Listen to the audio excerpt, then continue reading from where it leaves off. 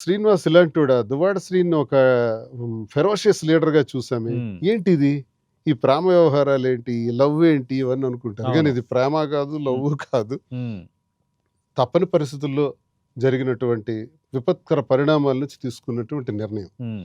ఆ నిర్ణయాన్ని నిలబెట్టుకునే విధానం. ఆ నిర్ణయాన్ని 10 మందికి చెప్పాలి ప్రజలకి. దాచుకుంటే అందరిలానే నేను దాచేయొచ్చు. అవును. కానీ అలా కాదు. హ్మ్. నేను జనంకి చెప్తా అని చెప్పాను.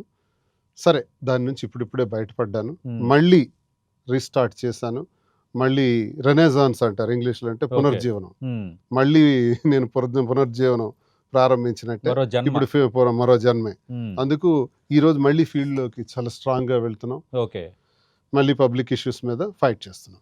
అంటే మీలో రాజకీయ శూన్యతకి కారణమైన శ్రీవాణి మీ వాణి, వాణి గారు. వాణి గారు.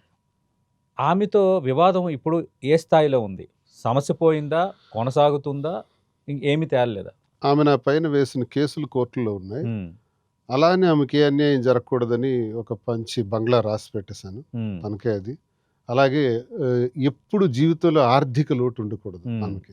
దర్జాగా బ్రతకటానికి ఒక మంచి అసెట్‌ని ఫ్యాక్టరీ ఒక ఇండస్ట్రీ ఉంటే ఇండస్ట్రీ కూడా రాసేసాను. హ్మ్. So, she she she can be happy she can be in happy position. Okay. అంటే ఫైనాన్షియల్‌గా ఏ లోటు లేదు. హ్మ్. ఉండొచ్చు. పిల్లల్ని నేను చూసుకుంటున్నా. హ్మ్. పిల్లలకి ఆమెకి ఖర్చు పెట్టాల్సిన అవసరమే లేదు.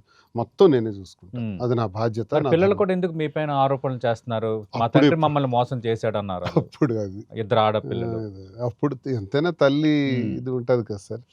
అప్పుడు గాని ఇప్పుడు అవన్నీ లేవు కదా! నా హ్మ్. పిల్లలు నన్ను అర్థం చేసుకున్నారు. హ్మ్. ఇప్పుడు హ్యాపీగానే ఉన్నాం. వాళ్ళు హాయిగా ఉంటున్నారు. ఒక పెద్ద పాప డాక్టర్ అయిపోయింది. రెండో పాప ఇప్పుడు పీజీ చేస్తది. ఓకే. అవన్నీ నేను రెస్పాన్సిబిలిటీస్ అన్నీ నేను తీసుకుంటున్నాను. హ్మ్. సో, ఎవరికీ అన్యాయం చేయకూడదు. వాణి ఓకే. గారికి అన్యాయం జరగకూడదు. ఆమె అలా ఉండాలనుకుంటున్నారు కాబట్టి ఆమెకది జరిగింది. హ్మ్. లేదు నా భర్తతోనే నేను ఉండాలి అని అనుకుని ఆమె అనుకునుంటే మీడియా ముందుకెళ్ళకపోయుంటే, హ్మ్. జగన్మోహన్ రెడ్డి గారి వరకు వెళ్ళకపోయుంటే, తాడు తెగేదాకా లాగకపోయుంటే, హ్మ్. ఈ సిట్యుయేషన్ వచ్చుండేది కాదు. ఓకే. అలాంటి పరిస్థితిలో నేను నిర్ణయం తీసుకోవాల్సొచ్చింది. హ్మ్. నా కోసం నిలబడినటువంటి నేను ఒంటరైపోయినప్పుడు 2, 3 సంవత్సరాలు నా కోసం నిలబడి, తన హ్మ్. జీవితాన్ని పాడు చేసుకున్నటువంటి మాధురి హ్మ్. కోసం నేను అండగా ఈరోజు మాధురిని నేను దగ్గర తీసుకోవాల్సొచ్చింది తప్ప, హ్మ్. మాధురికి గతిలేక కాదు. చాలామంది ట్రోల్స్‌లో రకరకాలుగా పెడతారు. హ్మ్. మాధురి క్యారెక్టర్ మీద, మాధురి వ్యక్తిగతం మీద. చాలా తప్పది. హ్మ్. She is very nice girl. మంచి అమ్మాయి. ఆ అమ్మాయి అలాంటి వ్యక్తి అయితే నన్ను పట్టుకోవాల్సిన అవసరం లేదు. అవును. నా వయసేంటి, ఆ అమ్మాయి వయసేంటి. హ్మ్. నాకు జరిగిన అన్యాయానికి ఆమె అండగా నిలబడింది. హ్మ్. నిలబడి ఆమె నష్టపోయింది తన కుటుంబాల్లో.